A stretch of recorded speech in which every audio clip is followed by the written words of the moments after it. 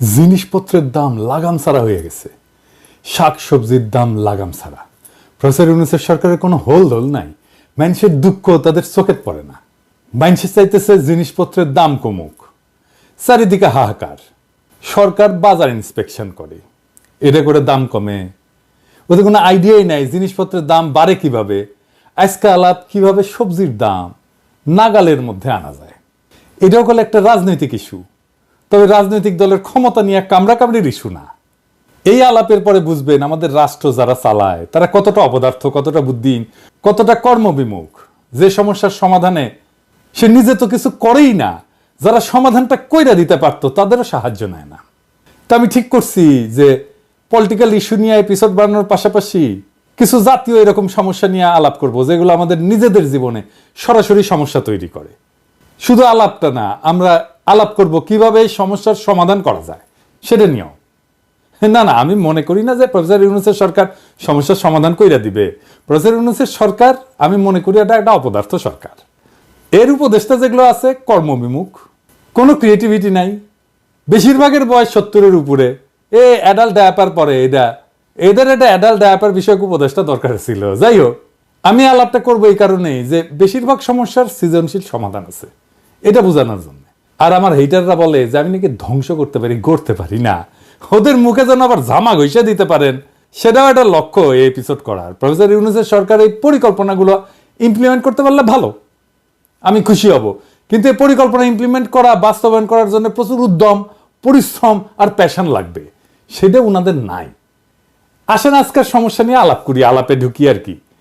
পণ্য পরিবহনের চাঁদাবাজি, যার জন্য 15 টাকার সিম 4 গুণ বেশি দামে 60 টাকায় বিক্রি হয়, সেটা কিভাবে কমায় আনা যায়। খুবই সলিড পরিকল্পনা, আপনারা নিজেরাও বুঝবেন যে হ্যাঁ আসলেই এভাবে কমানো সম্ভব। এই নিউজটা দেখেন কি বলতেছে, এডিটর সাহেব একটু দেখায়েন কি বলতেছে। সারা দেশে কৃষকের কাছ থেকে 15 টাকায় 1 কেজি সিম কেনা হয়, মানে কৃষক পায় 15 টাকা। ঢাকায় আসার পরে এই সিম বিক্রি হয় 60 টাকা কেজিতে।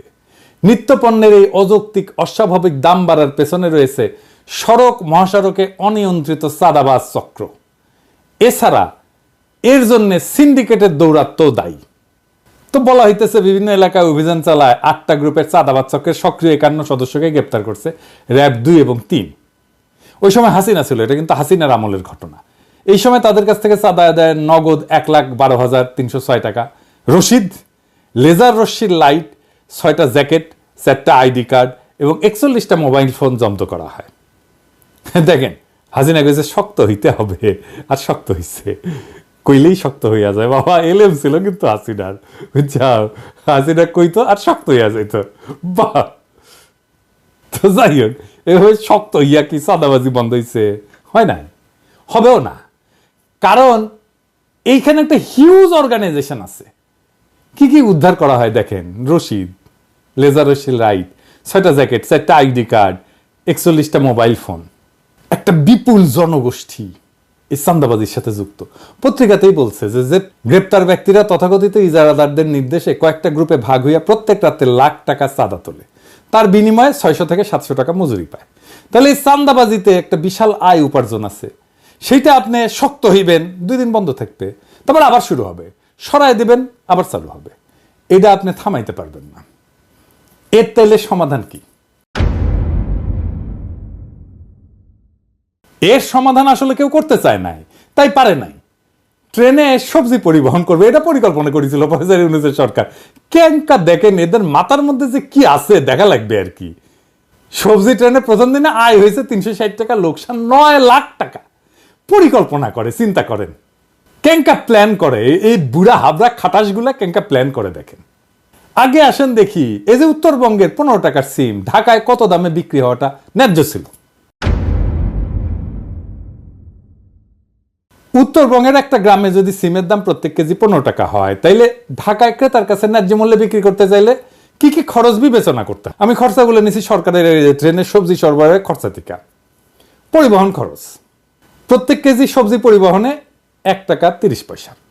তবে মাঠ থেকে স্টেশন এবং স্টেশন থেকে বাজার পর্যন্ত অতিরিক্ত পরিবহন খরচ এবং কুলি খরচ সহ পরিবহন ব্যয় প্রত্যেক কেজি 3 টাকা হইতে পারে। 2 নাম্বার, সংরক্ষণ প্যাকেজিং খরচ। সংরক্ষণ এবং প্যাকেজিং এর জন্য 1 টাকা খরচ হইতে পারে 1 কেজিতে। বাজারে নিয়ে আসছে, এটা নিয়ে আসার খরচ আছে, যদি দোকানে বেচে তাহলে দোকান ভাড়া, কর্মচারী বেতন, বিদ্যুৎ বিল, এগুলো বিবেচনায় কেজি প্রতি 2 টাকা খরচ হইতে পারে। এই খরচগুলো যোগ করলে 15 সাথে 3, তার সাথে 1, তার সাথে 2 মিলে 21 টাকা। সাধারণত পাইকারি এবং খুচরা বিক্রেতারা মোট খরচের উপর একটা মুনাফা যোগ করে বিক্রি করে, তাই না? তো ধরা যাক মোট খরচের উপরে 20% মুনাফা যোগ করা হইল, তাইলে 4 টাকা 20 পয়সা হয় আর কি, 21 টাকার 20%। তাইলে ন্যায্য খুচরা মূল্য হবে 21 টাকা প্লাস 4 টাকা 20 পয়সা, মানে 25 টাকা 20 পয়সা। তার মানে ঢাকায় ক্রেতার কাছে সিমের ন্যায্য খুচরা মূল্য প্রত্যেক কেজি 25 থেকে 26 টাকার মধ্যে হওয়া উচিত। এটা যদি 30 টাকাও হয় তাও এখনকার অর্ধেক দামে নেমে আসে কিন্তু দাম। এখন এই যে চান্দাবাজের সিন্ডিকেট, সে আসলে 15 টাকার 1 কেজি সিমে 34 থেকে 35 টাকা চান্দা নিচ্ছে, বিনা শ্রমের বিপুল আয়। আপনি এটা মাইরা বন্ধ করতে পারবেন? পারবেন না।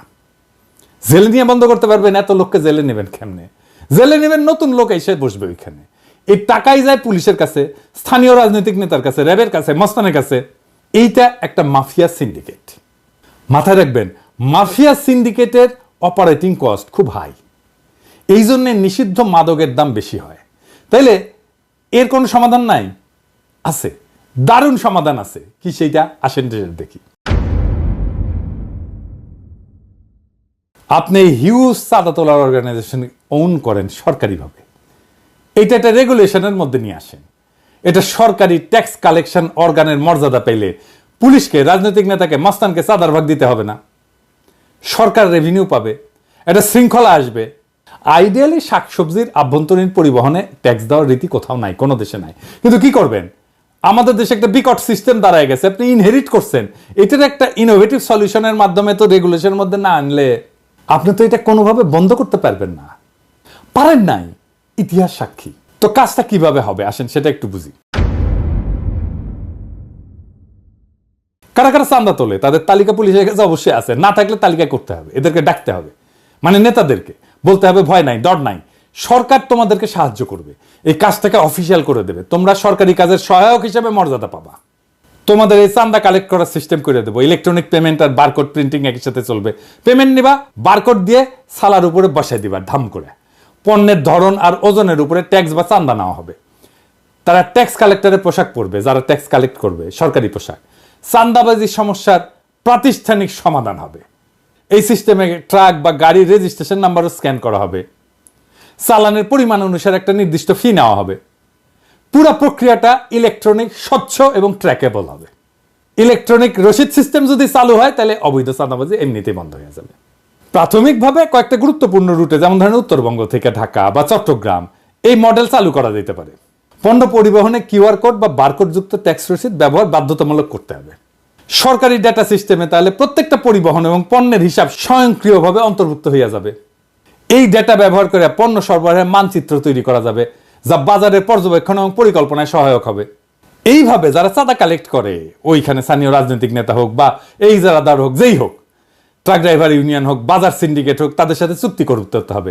তাদেরকে সরকারি কর্মচারীর মতো দায়িত্ব দিয়ে স্বচ্ছতার মধ্যে আনতে হবে এবং এর মধ্যে দিয়ে একটা আধুনিক সাপ্লাই চেইন নেটওয়ার্ক তৈরি হবে। এবং যেখানে এই যে মধ্যস্থতাকারী, যেগুলো যারা মূল টাকাটা খেয়ে নেয়, তাদের সংখ্যা কমে যাবে। সরাসরি কৃষক থেকে ভোক্তার কাছে পণ্য পরিবহন হবে। এতে কি সুবিধা হবে?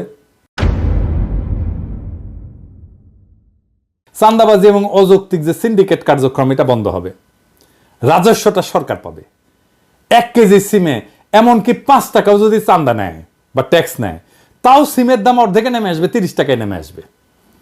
সরকারি সার্ভিস হয়, এটার জন্য, এটা চালানোর জন্য পুলিশ, মাস্তান, রাজনৈতিক নেতাদের চাঁদা দিতে হবে না, তাই অপারেশনের খরচা কমে যাবে। যারা চাঁদা তোলে তারা মর্যাদা পাবে, এই মর্যাদার জন্য তারা কিঞ্চিত কম মজুরিও নিতে পারে, তাদের জব সিকিউরিটি থাকবে। সরকার পণ্যের পরিমাণ জানবে, কত পরিমাণ পণ্য ঢুকতেছে, এটা ডেটা থেকে বিগ অ্যালগরিদম দিয়ে অ্যানালাইসিসের মাধ্যমে মার্কেটে কোন পণ্যের দাম কত হবে সেটাও জানিয়ে দেওয়া যাবে কিছুদিন ডেটা পাওয়া গেলে। সরবরাহ এবং চাহিদার উপরে পূর্ণ নিয়ন্ত্রণ আসবে, পরিকল্পনা অনেক সহজ হবে, কোনো পণ্য অযথা নষ্ট হবে না, অতিরিক্ত পণ্য আসবে না বা কম পণ্যও আসবে না। কৃষি পণ্য সরবরাহের উপরে পূর্ণ নিয়ন্ত্রণ সরকারের থাকবে, ফলে পণ্যের দাম কমে আসবে। বাজার ব্যবস্থাপনা অনেক কার্যকর হবে। কৃষক এবং পরিবহন শ্রমিকেরা দীর্ঘমেয়াদী আর্থিক সুরক্ষা এবং মর্যাদা পাবে। আমি পলিটিক্যাল অ্যানালিস্ট না, রাজনৈতিক বিশ্লেষক না। অনেকে বলে আমি বিশ্লেষণ করি না, আমি অ্যাক্টিভিস্ট। আমি সবাইকে একটা লক্ষ্যের দিকে ধাবিত করি। আমি শুধু ভাঙতেই জানি না, আমি গড়তেও জানি। আপনারাই সাক্ষী, আমি অনেক পরিকল্পনা দিছি, অনেক সৃজনশীল পরিকল্পনা দিছি নানা ক্ষেত্রে, অনেক সৃজনশীলভাবে সমস্যার মূলে গিয়া গইরা দিতে জানি। এটাই আমার প্রফেশন, এটাই আমার পেশা। এই কাজে সাহায্য চাইলে আমি আনন্দের সাথে সরকারকে সাহায্য করে কাজটা করে দেব। কিন্তু মুশকিল হয়েছে কি, আমারে ভয় পায়, ডরায়। তাদের ধারণা পিনাকি তো আমাদের উড়াই দেবে, পিনাকি যদি আরো জনপ্রিয় হয়ে যায় তাহলে তো বিপদ। এমনিতেই প্যারিস থেকে প্যারা দেয়, কঠিন প্যারা দেয়, তারপরে আইসা মাঠে নেমে কাজ কইরা জনগণের সাথে মিলা আর কি প্যারা যে আমাদের দেয়, আমাদের তো উস্তাই দিবে। আপনাদের এখন মনে হচ্ছে না যে এইটা একটা চমৎকার সমাধান হইতে পারে আমাদের এই জ্বলন্ত সমস্যার? আমি যদি এরকম পরিকল্পনা দিতে থাকি একের পর এক, তাহলে পাবলিক এমনিতেই বাম্বু দেবে সরকারকে অপদার্থ বইলা। আর সবচেয়ে বড় কথা, জাতি হিসাবে আত্মবিশ্বাসী হয়ে উঠবে। ধীরে ধীরে আমাদের তরুণ প্রজন্মরা জানবে কিভাবে পরিকল্পনা করতে হয়, আউট অফ দ্য বক্স, যে একটা সমস্যাকে সমাধান করে ফেলতে হয়। সমস্যাগুলোর সমাধান খুব জটিল না। এরপরে দেখবেন নিজেরাই এইভাবে সৃজনশীল সমাধান খুঁজে পাবে বেশিরভাগ সমস্যা। সেই দিন বাংলাদেশের সাধারণ মানুষ নিজের হাতে নিজের নির্ভরতার চাবি নেবে। আর সেই দিন আমার ছুটি।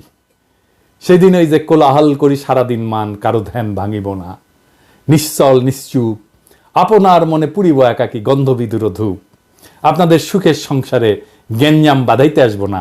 আমার নাম দিছে বিএনপির লোকেরা, আমি নাকি গ্যাঞ্জাম ভট্টাচার্য, আমি খালি গ্যাঞ্জাম করি। তবে আমি বাঙ্গু এলিটদের কাছে মূর্তিমান আপদ হিসেবে বিবেচিত হইলেও বাংলাদেশের সাধারণ মানুষ আমার কথা মনে রাখবে অনেকদিন। ওইটাই আমার বিজয়, ওইটাই বাংলাদেশের সাধারণ আমজনতার বিজয়, ওইটাই বাংলাদেশের দরিদ্র মানুষের বিজয়, যাদের বিজয় বাঙ্গু এলিটেরা ছিনাই নিছে বারে বারে। ওরা একদিন ঠিকই নিজের বিজয়কে নিজেই রক্ষা করতে পারবে। সেই দিন আমাদের মুক্তি। ইনকিলাব জিন্দাবাদ।